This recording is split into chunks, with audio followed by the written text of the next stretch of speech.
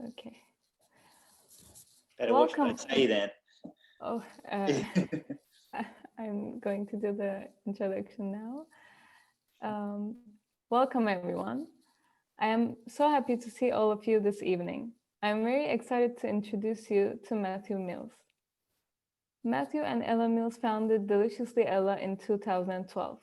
Since then, it has disrupted the food industry and paved the way for plant-based eating. Matthew Mills, the CEO, will discuss how to compete in a monopolized market. This event is a great way to discover how you can make a positive impact and even start a trend through entrepreneurship. Deliciously Ella has 5 cookbooks, a recipe and yoga app, multiple lines of food products, a deli, and a podcast. Once again, thank you so much for being here. How about we start off with you introducing yourself, and then I can ask you some questions to get the ball rolling before we open up to the audience for an interactive question and answer session. Sure. So, hi everyone, and thanks so much for having me this evening. I'm sure it's been a mad year for all of you. I've watched in horror at the disruption that all university students have had to go through this year. So, I hope you're all well. So, I think just in case, well, I'm sure this is the case that many of you won't know much about the Delicious Yellow story, but maybe I could just give a kind of 2-minute background on that to provide some context for you. So Delicious Yellow was never supposed to be a food business as we are today. It was started by my wife, Ella, back in 2012. Ella had got very ill in 2011. She had a problem with her autonomic nervous system, so she couldn't control her heart rate or blood pressure. And after a year or so in and out of hospital and on various different types of medication, none with any meaningful success, she decided to see if a change in diet and lifestyle would have a positive effect on her health. And so she started experimenting with various different recipes in her kitchen, and it was really just a personal project to share with friends and family. But the recipes that she was creating, I think it's similar to any entrepreneur story where you start to try to fix something for yourself. Ella had been looking for delicious natural plant-based foods recipes at the time, but couldn't find any.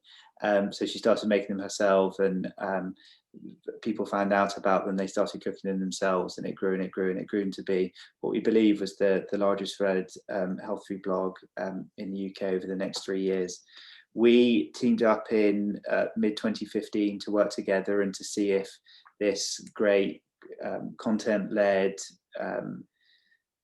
online community that Ella had started, and she had recently published her first cookbook, to see if we could turn that into a food company together. And so we've been working out since mid 2015, and we now have kind of 3 pretty clear and distinct different business activities. And so we have the first part of what we do is we publish recipes, and the way that we generate revenue from our recipes is one, through publishing cookbooks, and we now, as Percy said, we've just published our 5th cookbook.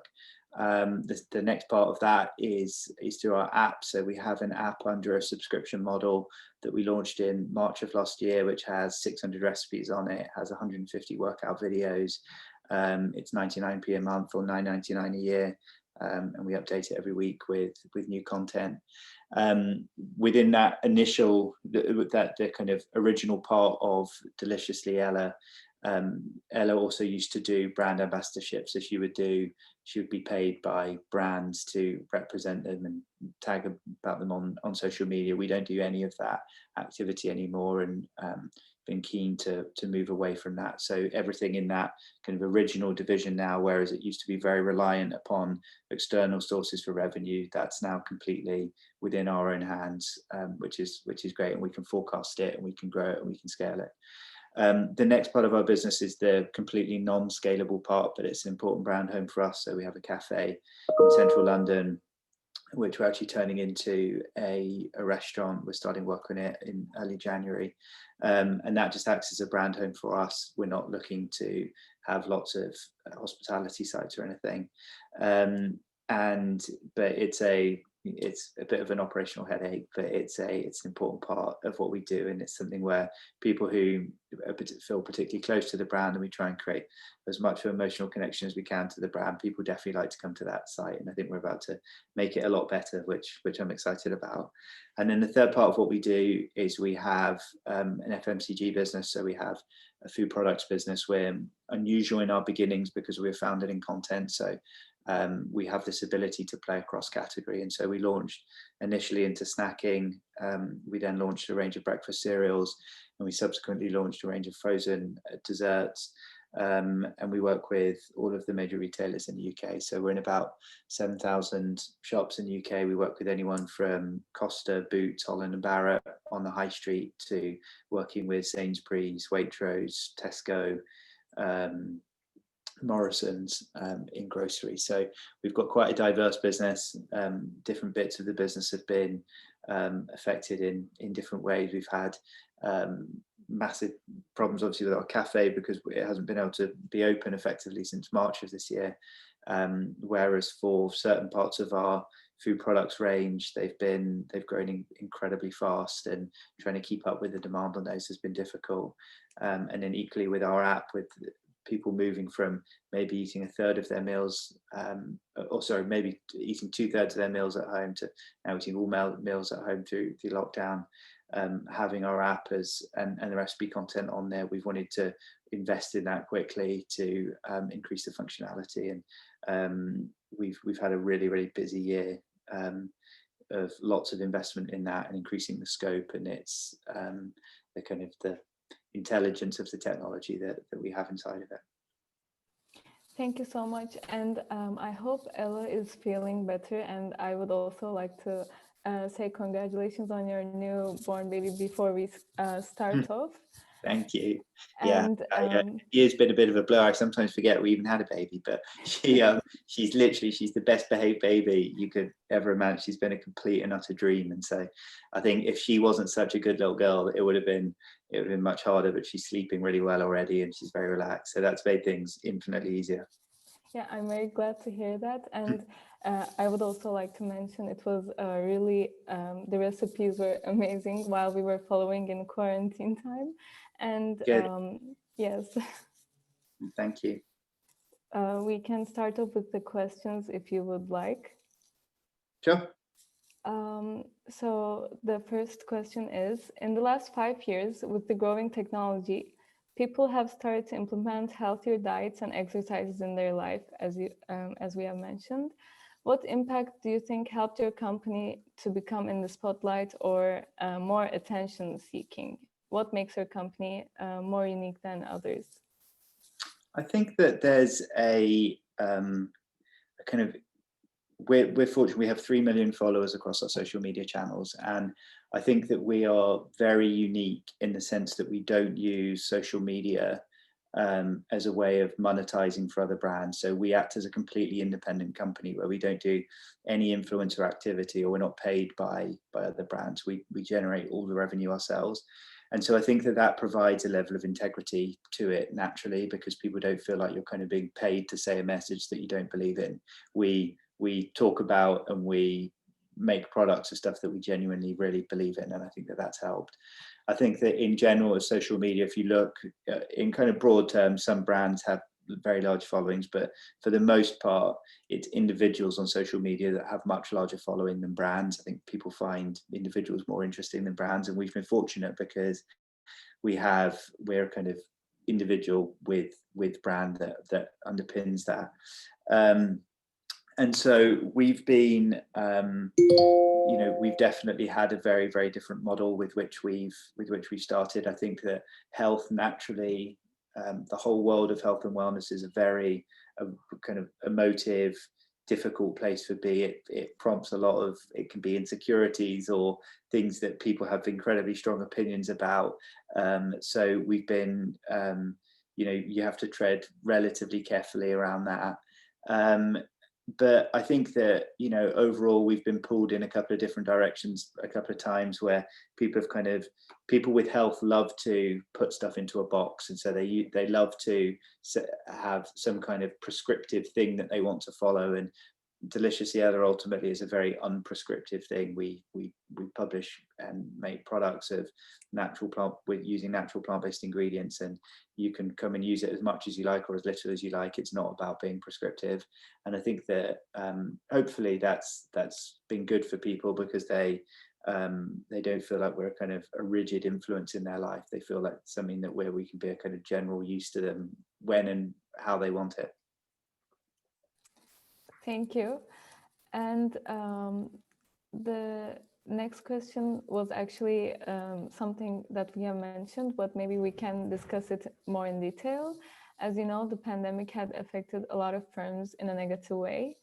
And you have also mentioned that you had to make some changes during the pandemic. What changes did you implement in your strategies to remain outstanding and ongoing with your company?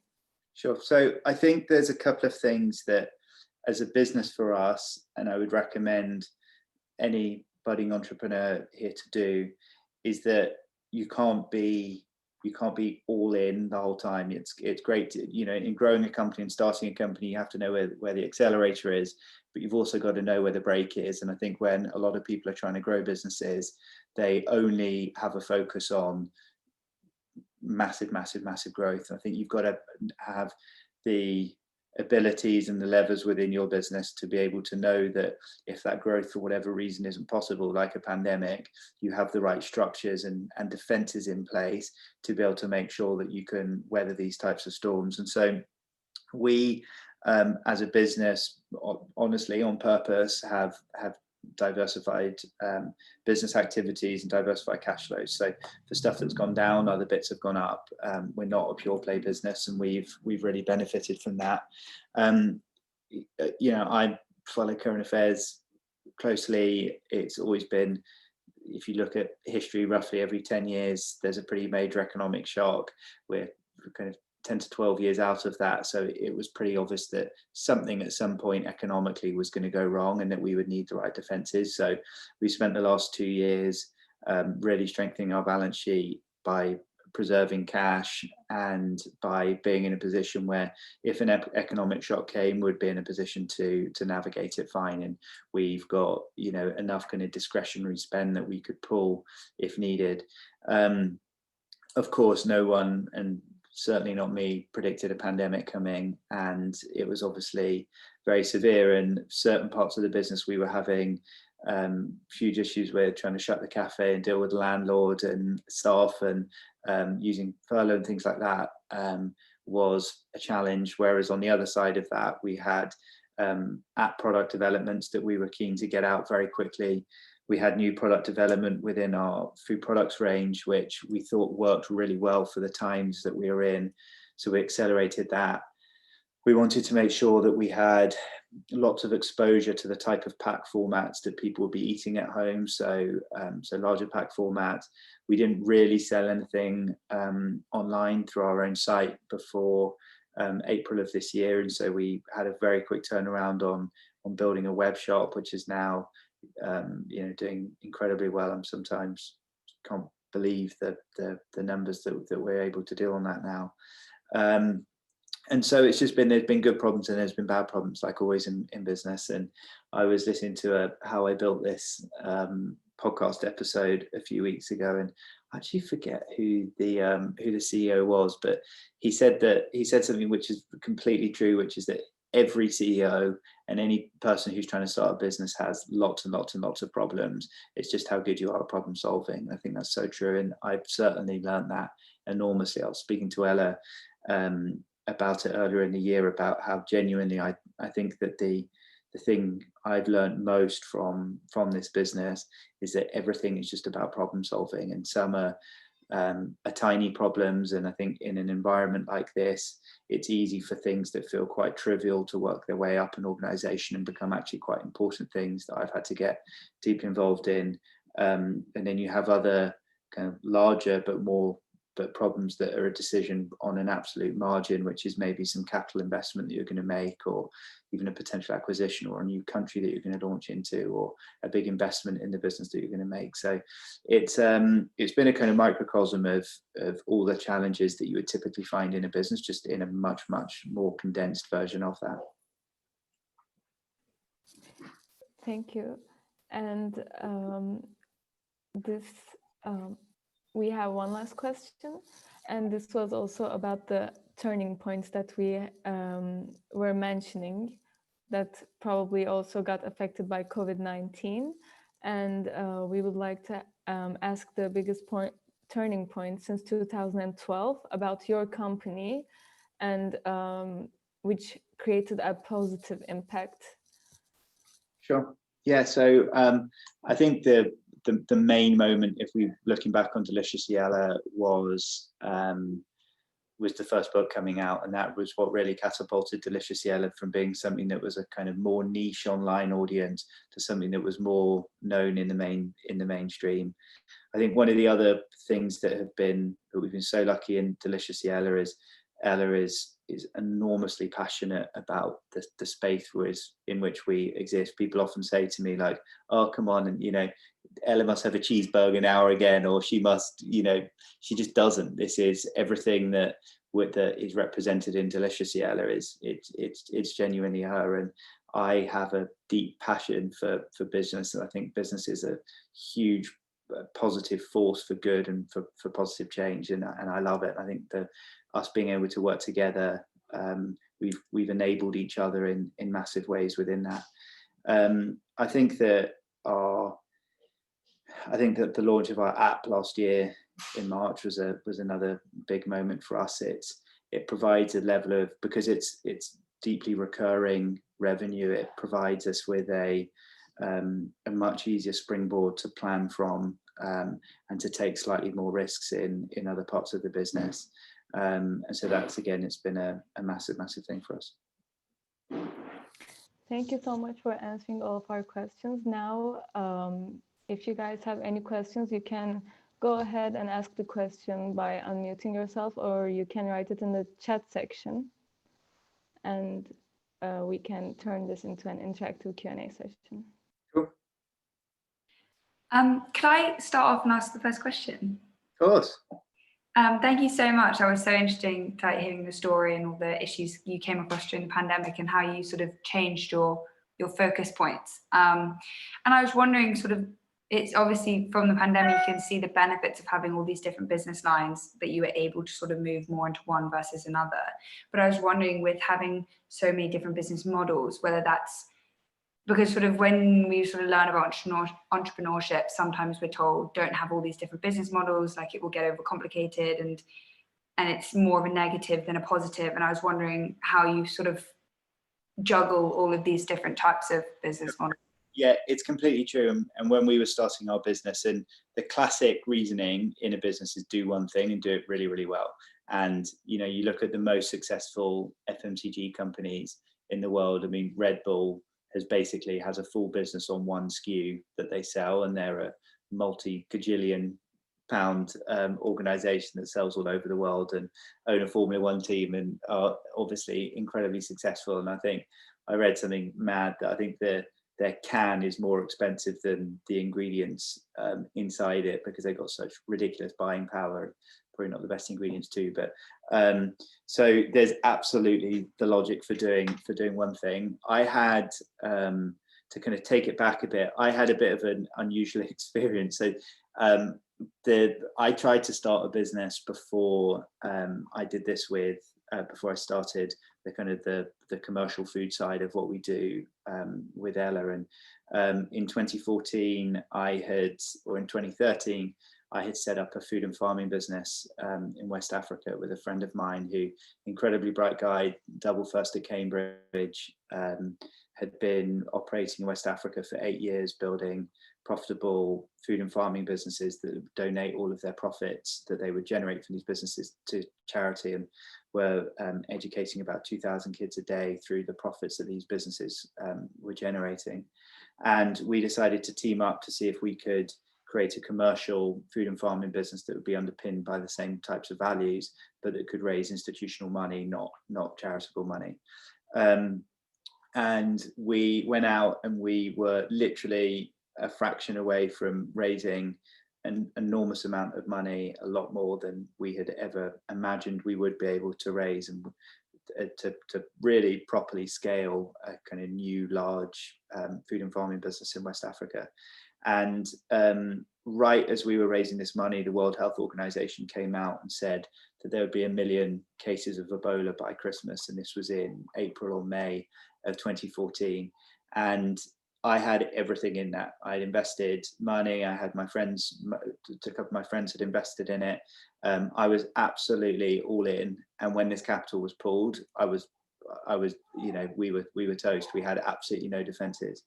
And so this is effectively kind of my second pandemic. And so and what I learned from that was that for me, even starting a food business in the UK, which you think would be the most stable business to be in, I always insisted that I never wanted us to be a pure play business. I never just wanted us to have hospitality.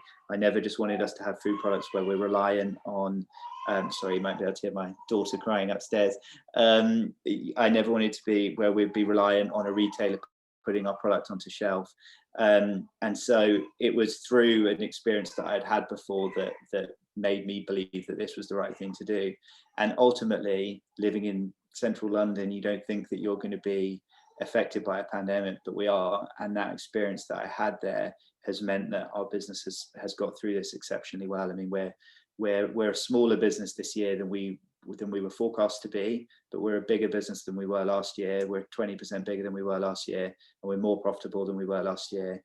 And we wouldn't be had I not had that experience in 2015. And I think if I hadn't had that experience in 2015, I probably would have been following the logic of people who would have said to me, only do one thing.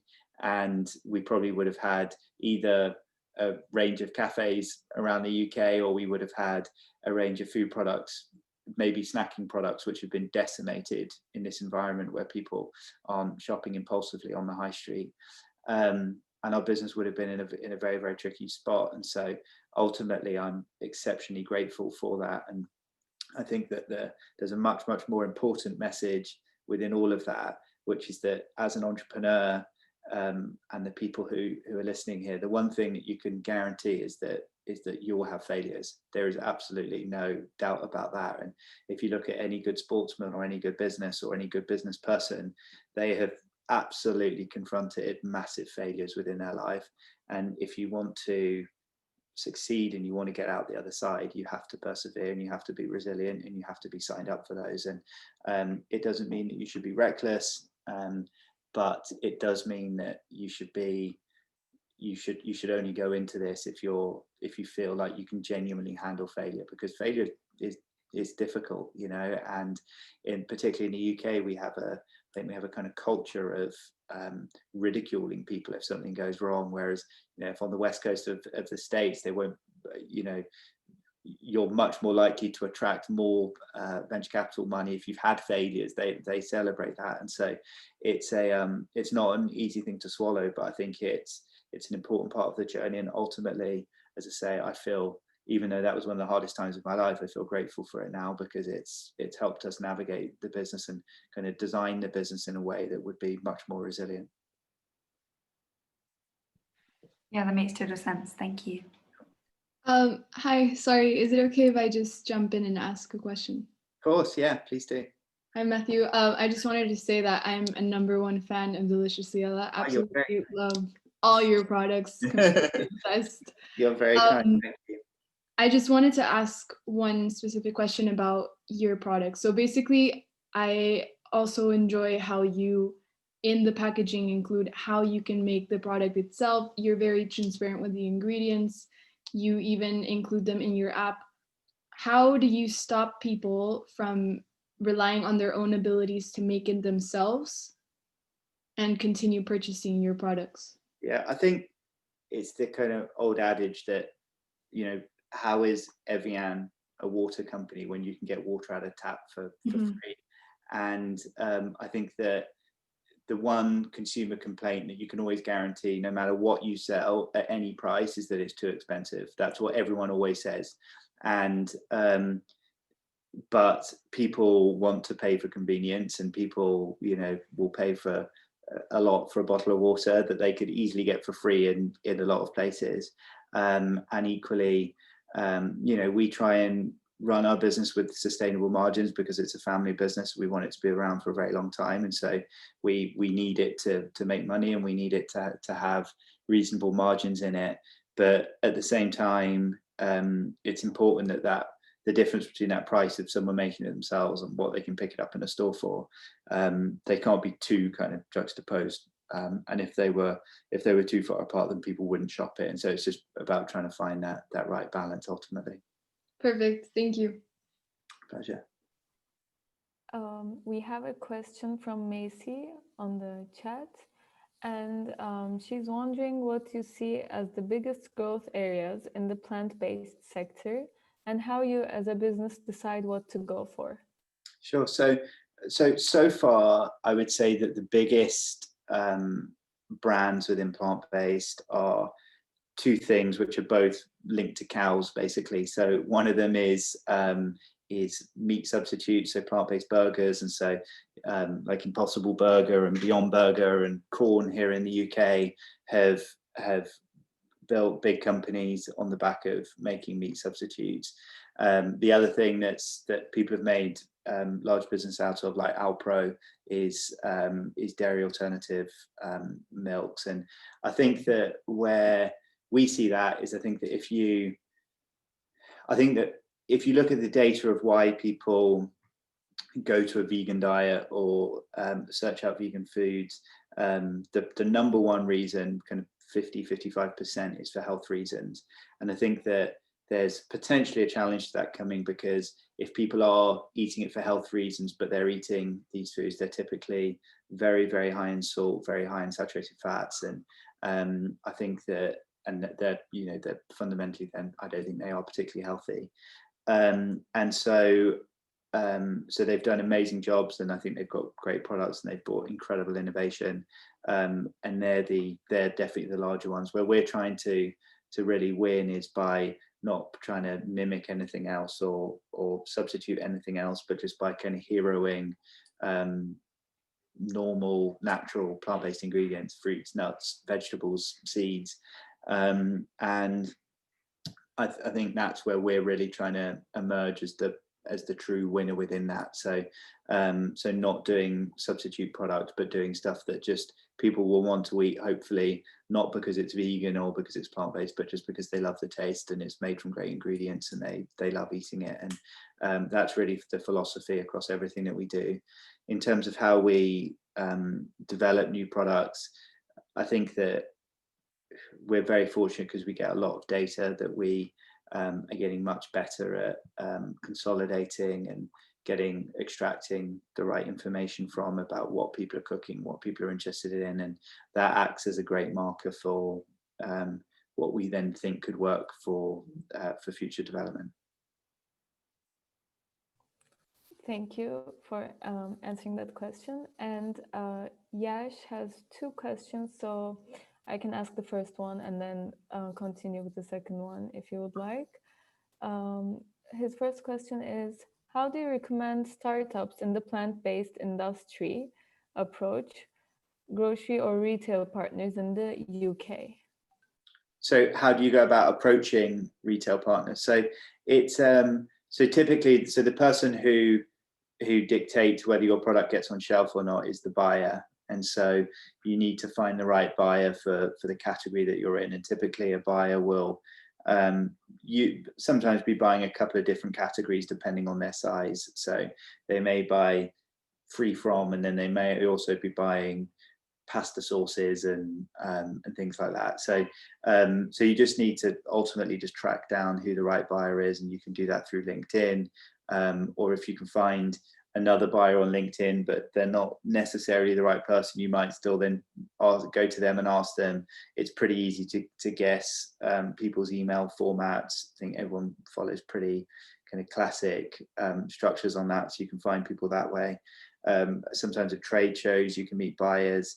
So it's just a bit of honestly, it's a bit of early hustle to try and track down the right people. It's typically, is the way it's typically done.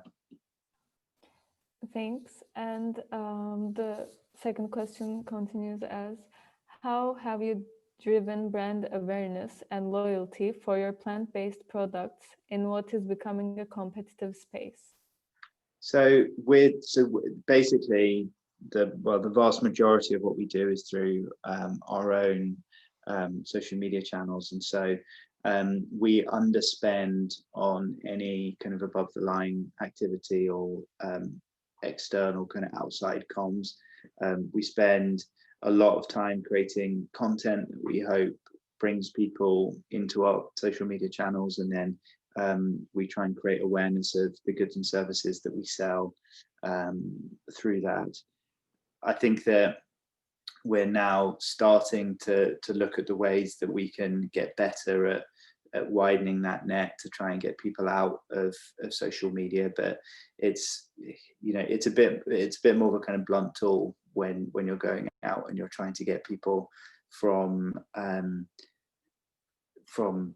outside of our own channels. And I think social media is such a kind of core competency of ours. It's a new thing for us to build, to try and find the right ways of marketing really effectively that don't feel like we're compromising the kind of the organic nature of our that our social media has been built upon whilst trying to recruit new customers outside of that. So it's ultimately it's a fine balance. But I think the main thing is that if you have social media and you want social media to be an important part of your marketing strategy, you have to really invest in it, and you have to invest a lot in the content. It's no joke. It's a full-time thing, replying to all messages and making sure that content's posted very frequently and the quality of the content's good. But I do think it repays itself. Thank you. And the next question comes from Rebecca.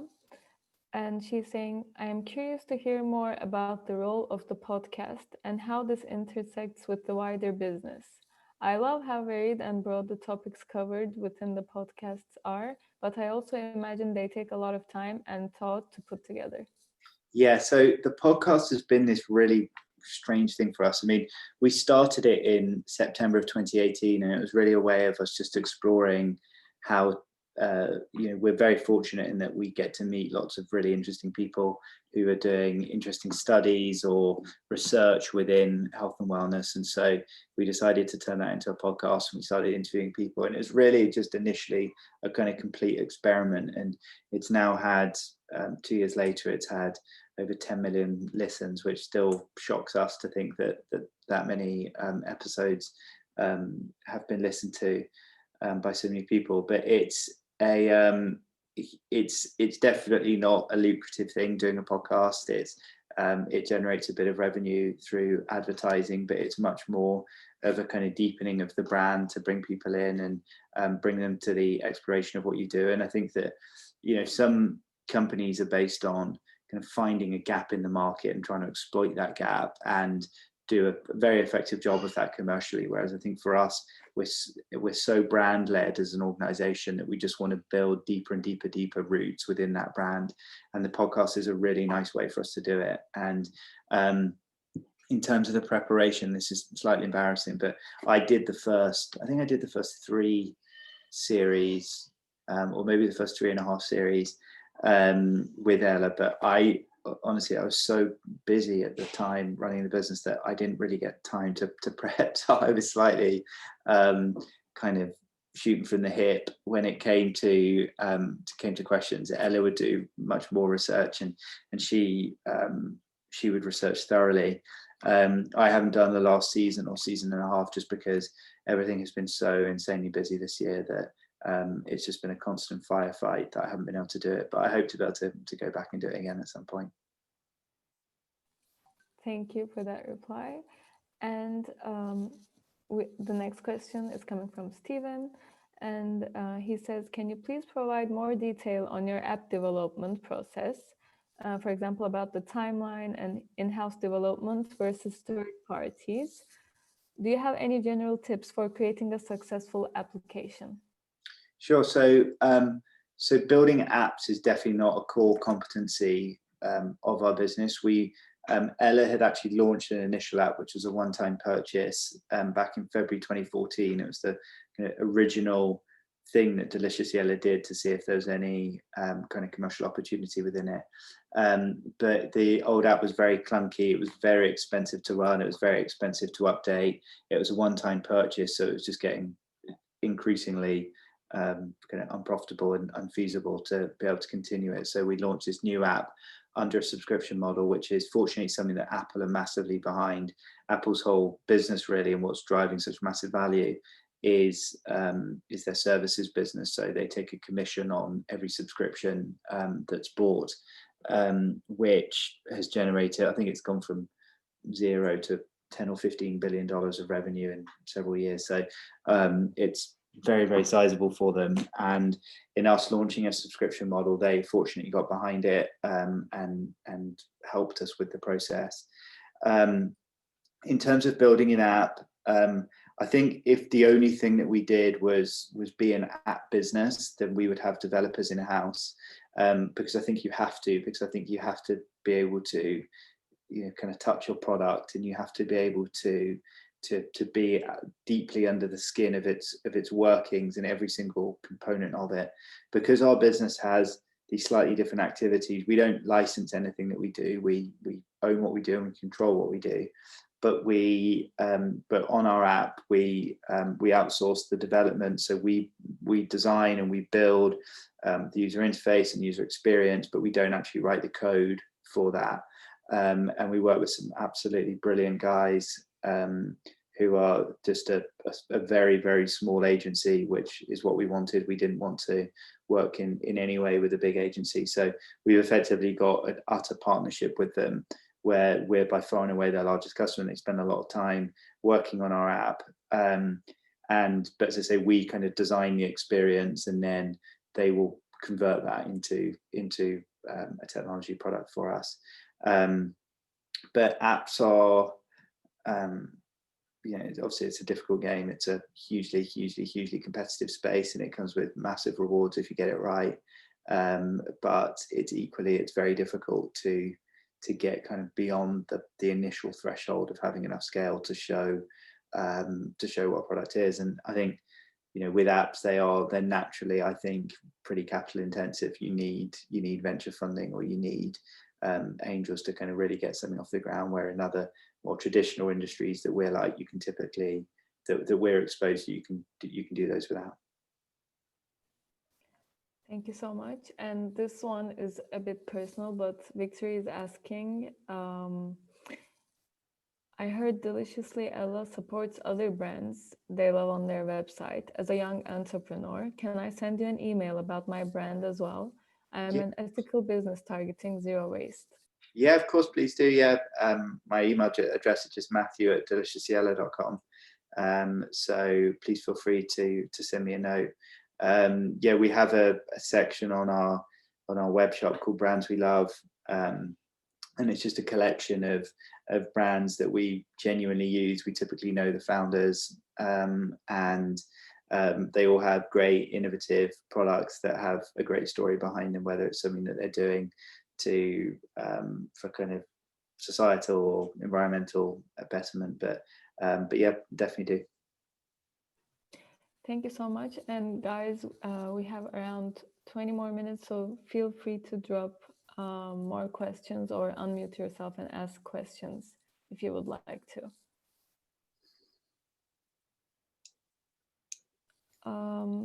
We actually have one more question from Diana. What is the most difficult part of your role as a CEO? Sure. So I think that being a CEO is naturally, it's quite a lonely role. You have to, you sometimes have to make really difficult decisions about people that you really care about within the business. You have to, I think you have to recognize when you have a business that you're not, you know, if you're a one-person band or a two-person band, then you're kind of working for yourself. But when you're trying to grow an organization, you know, we own the business, but I work for the business, and I believe that my responsibility is to serve the business and to do the best thing that's for the business. And sometimes that comes with very, very difficult decisions. And I think as a CEO, you have to be able to face into difficult decisions and make them, whether that's around a team member or whether that's around a product or whether that's around a supplier or anything else. I think that being a CEO or being an entrepreneur can be seen as an incredibly exciting thing to do, but I think honestly it should come with a bit of a health warning. It's difficult. It's really, really difficult, and I think you need to think really carefully about the time of life that you're in, the type of lifestyle that you want, the sacrifices that you're willing to make, the difficulty that you're willing to put up with to be able to do something like that. And we've just gone through a cycle where there's been so much capital in the world, and there still is, to fund startup ventures and scale up ventures, that there's so many entrepreneurs and there's so much business failure, I think, as a result, just because there are so many businesses these days. And I think you just have to be really clear in yourself about the trade-offs that you're willing to make as a person, because I can assure you there's a much easier way to make a living than there is being a CEO or being a founder of a business. It's difficult, and it can come with massive reward, and I feel like the luckiest person in the world. I absolutely love it, but it is really, really difficult. And you have to understand that the CEO, I think, is a pretty solitary role, and you can surround yourself with fantastic people. And I've got an absolutely amazing team in our business, both at a very senior level and then the people underneath that. But ultimately, you can't run a business through committee. You have to someone has to make a decision, and a CEO or as a founder of a business, or you have to make that decision. Sometimes that decision isn't going to be liked by the people, and but you have to stand up for that. And ultimately, being a CEO and being a founder, it's not about just having a great vision or being very talented about something. It's about getting great results. That's what matters. That's what defines a good leader to me, is someone who gets great results, and people get great results in different ways. And so I think you have to constantly assess yourself too, of am I getting great results? And if you're not, then you shouldn't be a CEO, at least at that time anyway. You should go figure out what that reasoning was, and then you should go try and fix it, and then maybe come back and do it again and either found the business or be a CEO again. I would just be prepared that if it's something that you want to do, and I think that being an entrepreneur and starting a business is the best thing in the world. It really is. But I always like to be kind of frank with people about the realities of it, because it's not all it's definitely not all kind of fun games, excitement. It's tough. It's really tough, but it's incredibly rewarding. Thank you. Sorry, is it okay if I drop in another question? Sure, please do. Regarding personal branding, because obviously it's all revolving around Ella as well, is it really difficult to draw a line between your personal boundaries and what you're showing the world? Because she uses her Instagram account a lot to show a day in her life, like what she's eating, what she wants to share.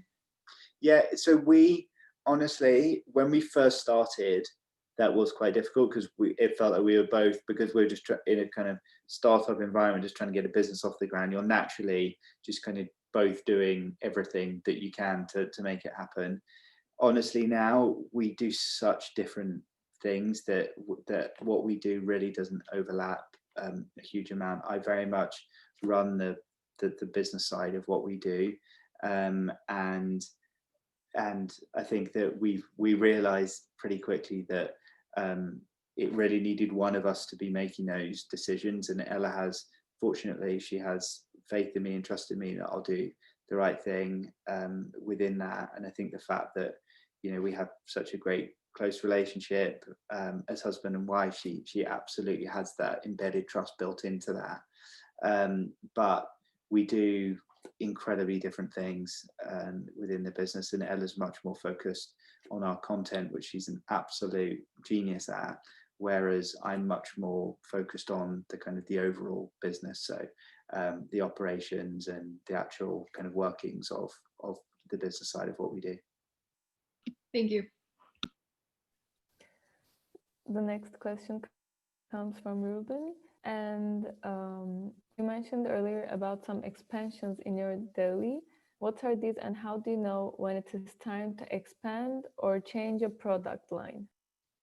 So in terms of our deli, so we just have one deli, but we are switching it into we're turning it into a restaurant. So we're doing a bit of construction work there, but we don't have plans to expand it. And then the second part of the question was on product line. Did you say? Yes. So it was about when to expand a product line, or so yeah. So I think that when it comes to products, there's a kind of natural evolution that you find. There's a lot of I think there's a lot of product brands that started where someone starts making something in their kitchen and they say, oh, this tastes great, we could turn this into a product. And I'm sure there's lots of protein bar brands and snacking brands who have started that way. I think that for us now, a capability that we've added into the business only for a year now, but it's been an enormous help, has been in what we call a category role. So this person is very data led, and so we buy a lot of data, so retailer data, industry data, so we can really see the stuff that's working and the stuff that's not working. And sometimes the herd flocks this way because they think that there's a trend on something, but we can look at the data and we just don't feel like it's kind of truly underpinned by something particularly strong now. Whereas we can see other things that may look slightly tired or slightly stale, that we can go in and we feel like with our brand we can add some new innovation and disruption to. So a lot of what we try to do now is more data led, and I think for anyone who's starting a business, you should really try and put data as a kind of founding core competency of what you do. It's amazing to me how much more efficiently a business runs when you're really data led, rather than a kind of the gut instinct that you have to have when you're starting, which anyone has to have to try and get something off the ground. But I think the quicker you can evolve that into something where you can make decisions based on real, true, fertile data, I think the quicker your business evolves and the quicker it improves. Thank you so much. And the next question comes from Naomi, and it says that I was wondering whether you recommend going into business with the closest people in your life, and if you have any advice about having a functional working relationship with personal friends, or in your case, your wife. Yeah, so look, I feel like blanket advice is always a bad idea, and I think that we talked about it earlier about people saying you should only do one thing and do it well. That's blanket advice that would have worked against us in our business, and I'm glad I didn't take that advice. So I think the personal relationships that you have, that you may be debating going into business with them, only you'll know the nuanced dynamics within that relationship for whether you think that it can work well. If I was really put on the spot and I had to decide, I'd probably say don't go into business with friends. I think if you just look statistically, much more often than not, it ends in tears. And as I said, Ella and I are fortunate because we do such different things in the business that we kind of insulate ourselves from that a little bit. But otherwise, I would say it's probably better to not go into business with friends. And I think that what you need to do, if you're going into business with partners, is you just need to find people who have genuinely complementary skill sets to those that you do. And if they're friends and you really believe that there's nothing, under no circumstances could you fall out over it, and that this person will truly let you go off and run the finances, and that person will only be focused on the product, and then you're not going to give each other a hard time about the other thing that the other person does, then I think that's fine. But I think if you are going to go into the business, then make sure you're doing utterly distinct different things, so that you have good neighbors need good fences, and you have to be able to have that. But I think in general, you don't want to do that. And I also think that if you're starting a business, the equity in the business is such a precious thing that the less people that you go into business with, the better, because you're more likely to end up holding more of the equity. And it can seem like a great idea to go into business with 4 friends or 3 friends, and suddenly there's 4 founders, but you only own 25% of the business, and then before you know it, you've raised money, and if something's happened, and you hardly own a fraction of the business that you spent so much time working on. So I always think if you can be a solo founder, it's always preferable to being part of a group. Hi, could I ask a second question? Of course. I was wondering, so sort of your businesses, I feel that Deliciously Ella, and I sort of mentioned this sort of when I was talking to people about the event, how interesting it was to talk to you, because it's sort of the company which I feel almost started a trend, or helped with starting the trend of plant-based eating. And I was wondering whether you think you had sort of a big contribution as a company to that, or whether you think that the world was moving in that direction anyway, and whether that's been reflected in the sort of attitude and want for your products, and sort of whether you've seen it build gradually, and sort of what you think the relationship between trend versus product is. And yeah, that's really kind of you to say, and thank you. And I ultimately I genuinely do believe that we've sat at the forefront of the plant-based movement in the UK. I mean, 5 years ago, I think plant-based is this new kind of sexy name for what's basically fruits and vegetables, but it's now called plant-based, which sounds much more fun. But it's effectively fruits, vegetables, nuts, seeds, grains, and I think that Deliciously Ella has absolutely played a pivotal role in the growth of that and the development of that. And I think it would have been one thing for us to, or for Ella to have had that great, extraordinarily successful first book, but opportunity doesn't grow on trees. It's there, and you've got to reach it and grab it, and then make something of it when that happens. And I think that what we've done is we've been able to hopefully remain there by keeping the business interesting and doing things where we take deeper explorations, like doing things like our podcast, even though it doesn't really make money. It's a great brand enhancer. I think that helps the status that we hope that we've gained, and we want to continue to be seen as thought leaders within this space, and that means that we have to remain infinitely curious to be able to keep doing that. We have to keep reading lots and exploring lots and talking to interesting people, and being utterly open and supportive of the new competitive dynamics that are in the space. And we do our absolute best to do that, and it's fantastic. It benefits us all that there's all these great brands and great entrepreneurs with these fantastic ideas of new plant-based products or initiatives. I really believe that we'll all benefit from it, and I think it makes our business better as well as a result of having them around. So I would like to hope that we've had a positive role in that. Thank you so much. And this will be the last question. And it comes from Anna, and she's asking, could you point out some of your main trade-offs or sacrifices in your everyday life? Sure. So the biggest one for me is I've got 2 little girls at home who I love more than anything in the world, and I've been working from home for the last since March, which has been amazing. But they walk past my desk's kind of close to our front door, and they'll walk past with Ella or something, but I just don't get to spend nearly as much time as I would like with them. And social life is kind of feels like a thing of the past. It's more difficult to find time for exercise because you're just so busy. Your life just becomes concentrated into in just so much of work.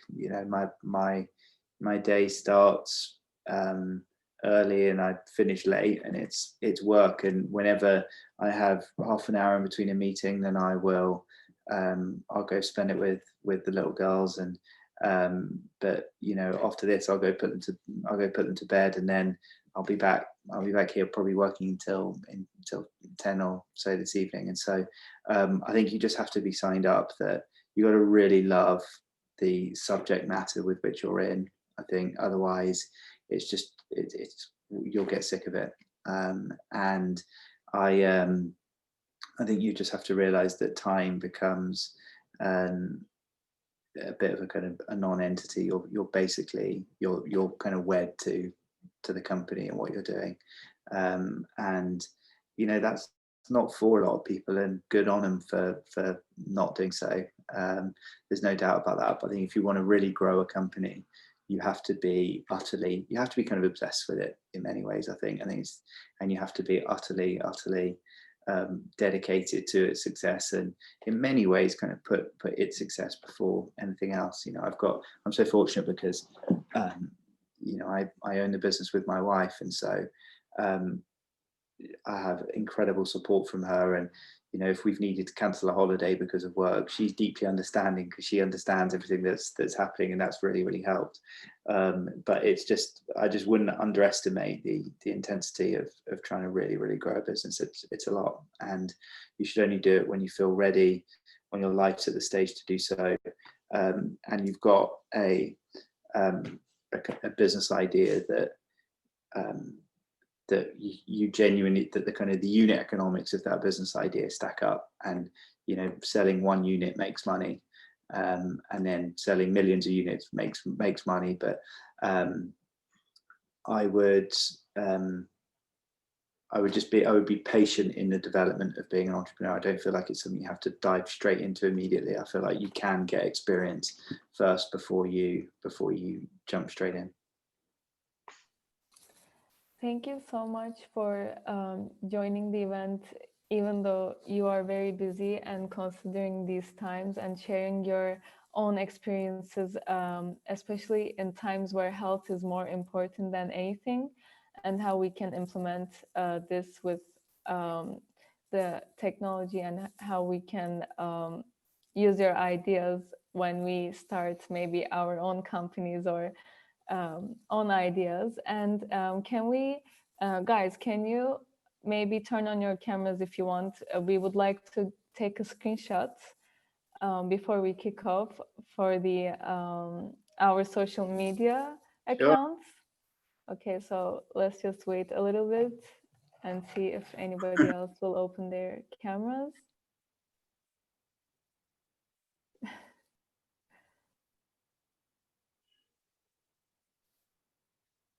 Okay, so I think, wait, I think we're ready to go. So in 3, let's all say cheese. 1, 2, and 3. Thank you so much. Thank you so much for your time, and for all of your useful answers. Yeah. Thank you so much. It was amazing talking to you. No, it's been my absolute pleasure, and good luck to all of you. And if you ever want anything, as I said, my email's matthew@deliciousyellow.com. Just shoot me a note. Cool. Thank you so much. You guys, thanks for tuning in. Thanks. Take care. Thank you so much. Take care. Goodbye. Bye. Thank you. Goodbye. Thanks, everyone. Thank you, Matthew. Thank you. Goodbye.